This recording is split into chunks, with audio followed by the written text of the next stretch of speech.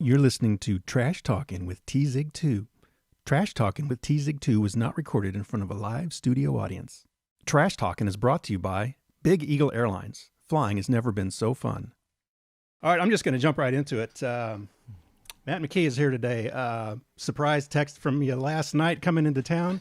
It was funny because I was thinking about doing this podcast, and I thought, who would I want the first one to be with? Just somebody I'm comfortable with. And it was you, and you texted, said you're coming to town, and I'm like, we're doing the podcast. The plot thickens. So I've been seeing a lot of these on Facebook, not Facebook, but YouTube lately. People videoing their podcasts and putting them on YouTube. I guess they came about during the pandemic. People didn't have anything to do. So, and one of them I've been watching is Michael Rosenbaum. If anybody's seen that, you're going to hear things on here. I'm totally ripping him off. This is just for fun. It's a parody, so who cares? There you go. So you're in California now. I can't remember how long you've been out there. Correct. May of 11. So almost 10 years. Yeah, over. Yep. So how's it been going in general? Minus the last 2 years. Yeah. Pretty good. There's things to like about it, and obviously things to not like. One of them, I'm separated from everybody and everything I've ever cared about and done, and that has, that's impacted me, and more so here lately. But other than that, it's things to like is. Once you get out of town, there's no fences anywhere, no ditches, no obstacles whatsoever. If you like open country. Yeah, that's the other thing is you're kind of in a small town, so not only are you far away from Kansas, but you're also far away from other big cities in California, which might be a good thing. I don't know. It is. Unless you want to travel somewhere. Yeah, right. And everywhere when I went out there and they said, well, everything, what do I expect? An hour of driving. You can just count on it. And that's about right. 42 minutes roughly is if you really want to go somewhere significant.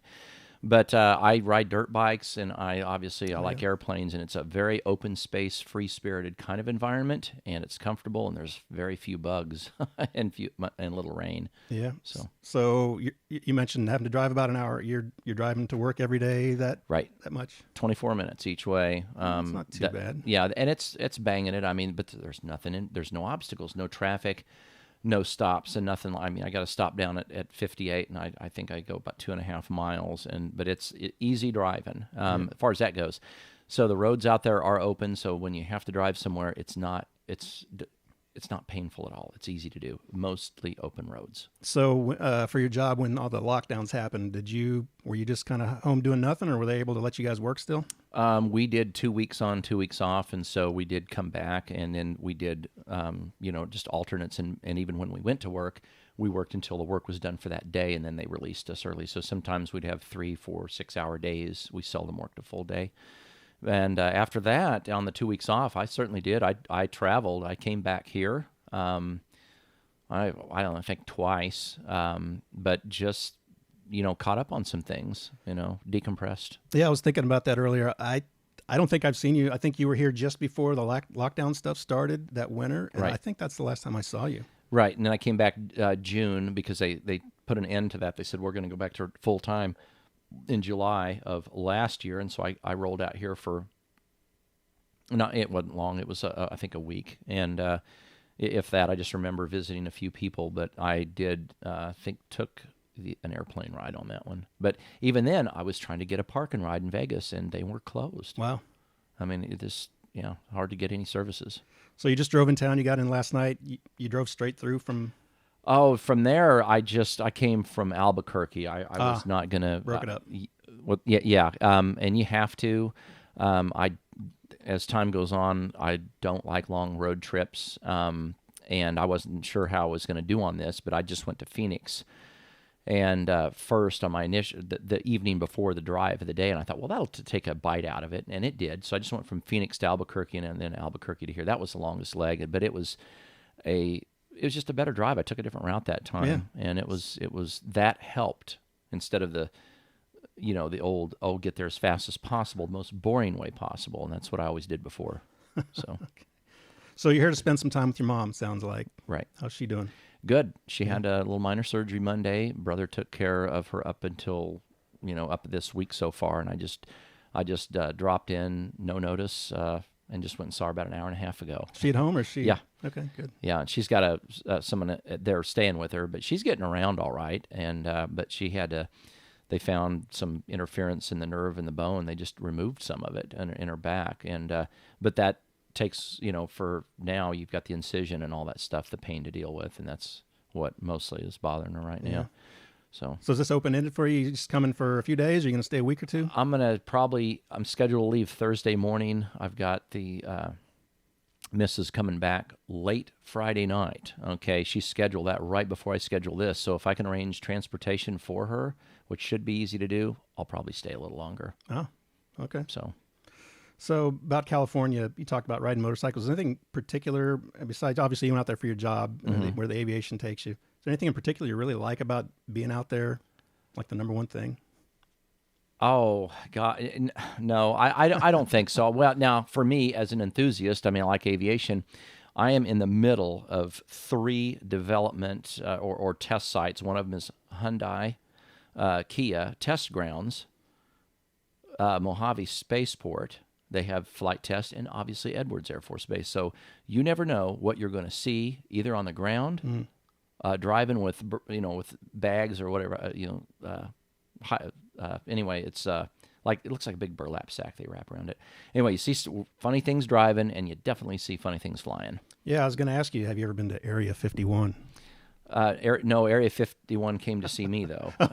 And they do that at night, and you hear it, you see it, and the stars out there are so bright, you'll see a silhouette of something quietly flying over because the stars will twinkle. You ever see those triangle patterns they talk about flying by? No. Oh. The Starlink I have. Starlink was pretty cool, but it didn't even show up that well. I knew, only because I knew it was there, I wouldn't have seen it. It was very subtle. You can probably see, maybe you said this, a lot of the sky better out there than you can here. Big time. Yeah. I mean, it's loud. If you want to see one of the Perseid or whatever they call it, meteor shower, big theatrical. I mean, it's out there, and you can go just about 3 to 5 miles outside of town, and you're pretty much in the dark. And lean back, get a lawn chair or something, and you will see nearly everything.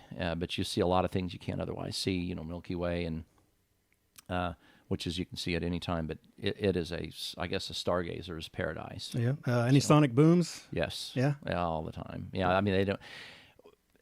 Backfiring the car back in the day that desensitized a lot of us. But I'll be in the building there. That's metal and it's got the doors and it's all big tin box. But anytime a boom happens, it resonates hard, and I'll be looking. It's just like you and me, and I won't even blink.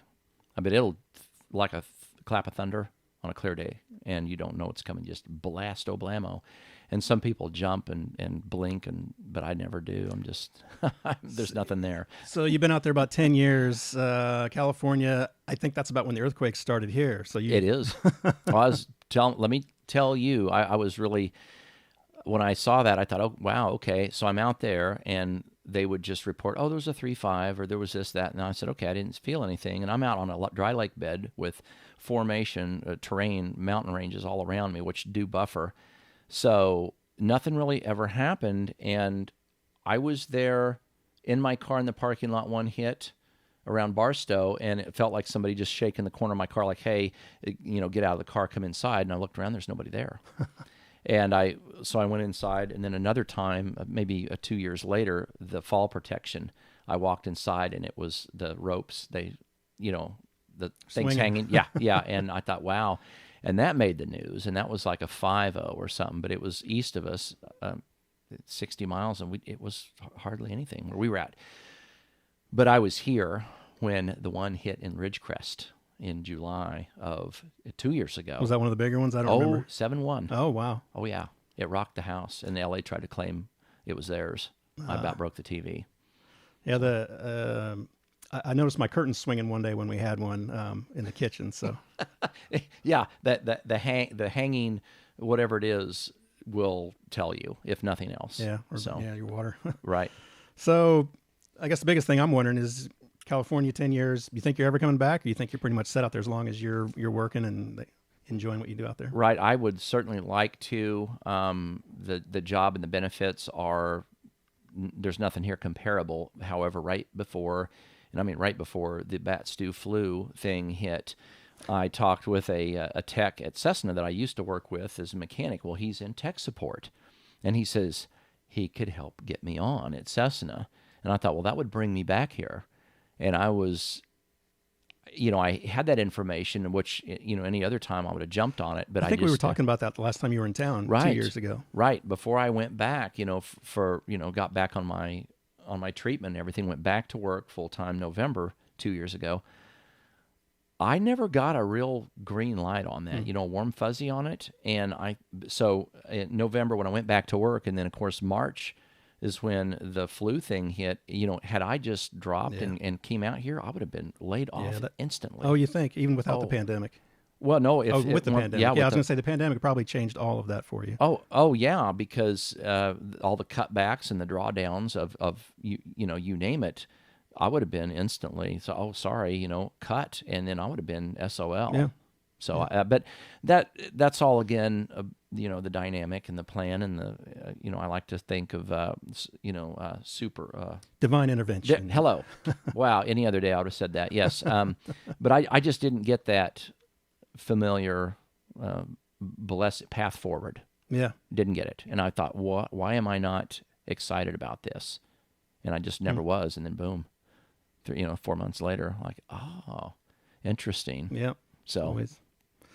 All right. Well, I think we'll wrap this up. I don't know what the tolerance is for something like this for people to stay watching, but let's just do a lightning round real quick. Just 5 questions. Sure. You can answer quick. You can go deep if you want, but a quick answer is fine as well. Sure. Start with the number one. Obviously, you're an aviation enthusiast. Favorite aircraft?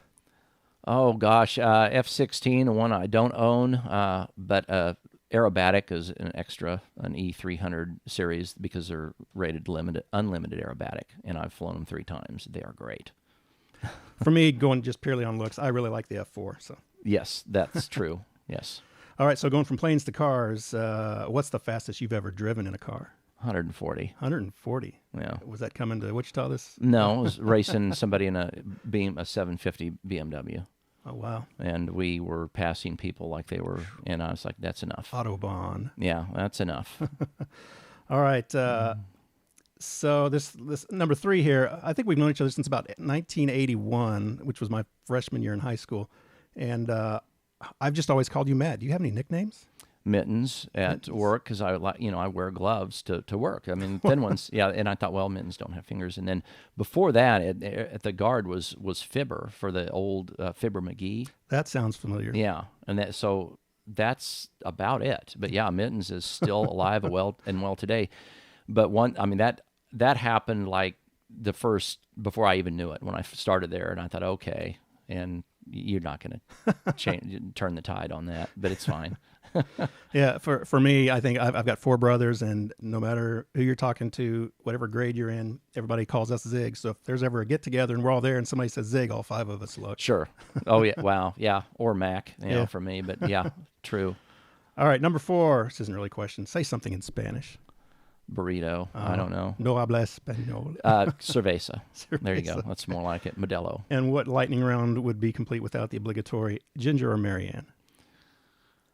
Marianne, yeah. Yeah. Kansas girl. Yeah. I mean, the character, not the actress. Oh, no, right. I think so. All right. Hey, thanks for stopping by. This was a lot of fun. I hope people enjoyed this, and maybe we'll do it again sometime. Looking forward to it. Any closing comments? Not really. I'm just still reeling from the road trip, a short night of sleep, and anyway, it's been, I went from 0 to life, and I know this is maybe slow to you, but when you're out there disenfranchised and a kind of a refugee that I am, it's going to take some, a minute, but I can't think of anything right now. All right. Well, thanks for coming over. You got it. See you next time. Okay. No animals were harmed during the production of this podcast.